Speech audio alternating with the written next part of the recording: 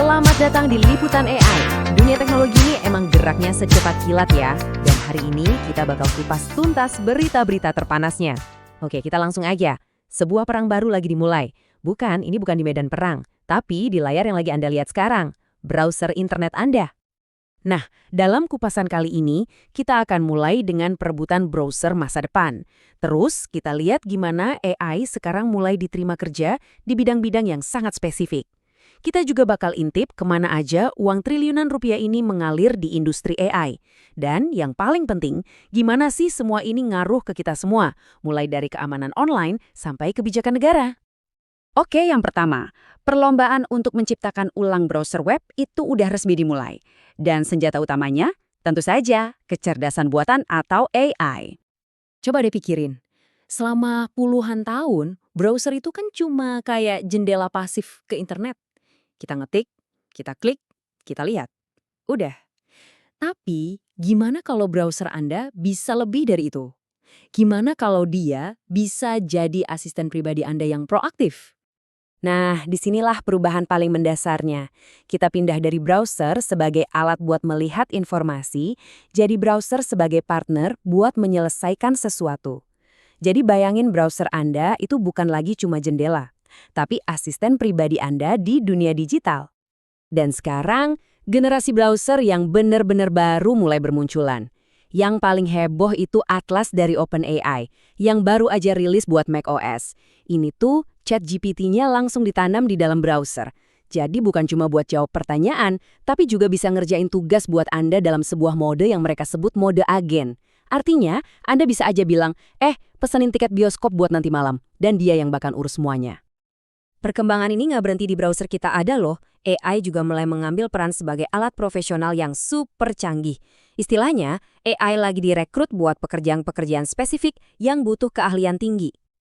Kita ambil contoh AI Foundry dari Adobe. Ini tuh keren banget. Jadi perusahaan-perusahaan besar bisa bikin versi AI Firefly mereka sendiri yang dilatih khusus pakai gaya visual dan data internal mereka. Hasilnya, semua konten yang dibikin AI ini bakal selalu konsisten sama citra merek mereka.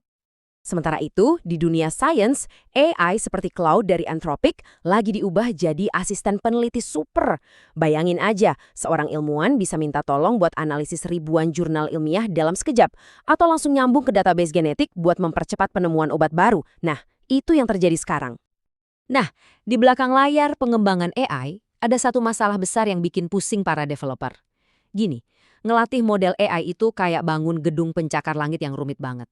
Dulu, kalau ada satu aja kesalahan kecil, ibaratnya satu bata salah pasang, seluruh gedungnya harus dirobohin dan dibangun ulang dari nol. Buang-buang waktu dan biaya kan? Sekarang, pakai alat kayak SageMaker Hyperpod dari AWS, mereka bisa benerin bata yang salah itu aja. Ini bener-bener menghemat waktu dan uang yang luar biasa banyak. Tentu aja, semua inovasi ini kan butuh biaya, dan biayanya nggak sedikit. Makanya saat ini kita lagi menyaksikan fenomena yang bisa disebut demam emas AI. Para investor modal Ventura lagi jor-joran mendanai startup-startup AI yang dianggap paling menjanjikan. Coba bayangin ini, sebuah startup baru bernama Periodic Labs baru aja dapat pendanaan awal sebesar $300 juta. Gila kan? Misi mereka? Pakai AI buat nemuin material-material baru yang belum pernah ada sebelumnya. Misalnya, superkonduktor jenis baru yang bisa merevolusi segalanya, dari elektronik sampai energi. Terus ada Val AI. Startup ini fokusnya ke AI multimodal. Simpelnya ini adalah AI yang bisa melihat dan mendengar, alias bisa ngerti dan ngolah gambar, video, sama suara sekaligus. Nah, valuasi perusahaan mereka baru aja tembus $4 miliar lebih. Ini nunjukin betapa besarnya minat terhadap AI yang kemampuannya makin mirip manusia. Bahkan tugas-tugas kantor yang lebih rutin pun lagi dirombak. Sebuah perusahaan namanya Serval dapat dana $47 juta buat membangun agentic AI. Ini pada dasarnya AI yang bisa bertindak sendiri buat nyelesain tugas. Contohnya, mengotomatisasi seluruh proses IT helpdesk di perusahaan besar. Jadi, intinya gini. Para investor percaya kalau lompatan besar AI selanjutnya adalah saat AI ini bisa nyambung ke dunia nyata. Bukan cuma ngolah data, tapi juga melakukan eksperimen dan menemukan hal-hal yang benar-benar baru. Oke, semua teknologi dan uang ini emang kedengarannya keren banget. Tapi pertanyaannya, apa dampaknya buat kita sehari-hari? Nah, Sekarang, mari kita bawa fokusnya kembali ke masyarakat dan Anda. Dengan kekuatan AI yang makin besar, sayangnya muncul juga sisi gelapnya. Penipuan online jadi jauh lebih canggih dan dampaknya bisa sangat merusak. Dan ini bukan cuma soal kehilangan uang ya, dampaknya bisa menghancurkan secara emosional, bahkan bisa mempengaruhi seluruh keluarga dan komunitas. Untungnya, kita tidak sendirian dalam pertarungan ini. Raksasa-raksasa teknologi mulai meluncurkan semacam pengawal digital buat kita. Contohnya, Google dan Meta sekarang nanemin peringatan cerdas di aplikasi chat mereka. Mereka bakal kasih tanda kalau ada link mencurigakan dan bahkan kasih peringatan langsung kalau Anda mau share screen ke orang yang nggak dikenal. Kekhawatiran besar lainnya adalah penyalahgunaan deepfake. Bayangin deh, Anda lihat influencer favorit Anda tiba-tiba promosiin produk aneh di video. Padahal itu bukan dia. Wajah dan suaranya bisa dicuri dan dipakai di iklan palsu tanpa izin sama sekali. Nah, buat ngelawan ini, YouTube meluncurkan alat baru yang canggih. Alat ini kerjanya kayak anjing penjaga digital. Dia bakal otomatis nyisir seluruh platform buat nyari video yang pakai wajah atau suara seorang kreator tanpa izin. Jadi, para kreator bisa dengan cepat nemuin dan minta video deepfake itu dihapus. Dampak AI ini bahkan sampai ke level negara loh. Perusahaan kayak OpenAI itu nggak cuma bikin teknologi, tapi juga ikut ngebentuk kebijakan. Baru-baru ini mereka merilis cetak biru ekonomi buat Jepang, isinya rekomendasi gimana negara itu bisa memanfaatin AI buat pertumbuhan dengan fokus pada akses yang merata, infrastruktur, dan pendidikan.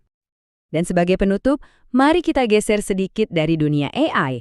Soalnya nggak semua berita teknologi minggu ini soal kecerdasan buatan kok. Ada juga update kecil yang menarik dari Apple. Buat Anda yang suka nyobain software beta terbaru di iPhone, Apple baru aja nambahin opsi kustomisasi baru nih. Sekarang Anda bisa mengatur tampilan desain liquid glass mereka, mau dibikin lebih bening atau lebih berwarna, sesuai selera. Katanya sih ini bisa bantu biar tulisan lebih gampang dibaca. Jadi ya, dari cara kita browsing internet, cara kita kerja, sampai cara kita melindungi diri sendiri, AI dengan cepat masuk ke setiap sudut kehidupan digital kita. Kecepatannya benar-benar luar biasa. Ini bikin kita jadi bertanya-tanya ya, setelah ini, bagian mana lagi dari hidup kita yang akan diubah oleh AI? Terima kasih sudah menyimak kupasan kali ini.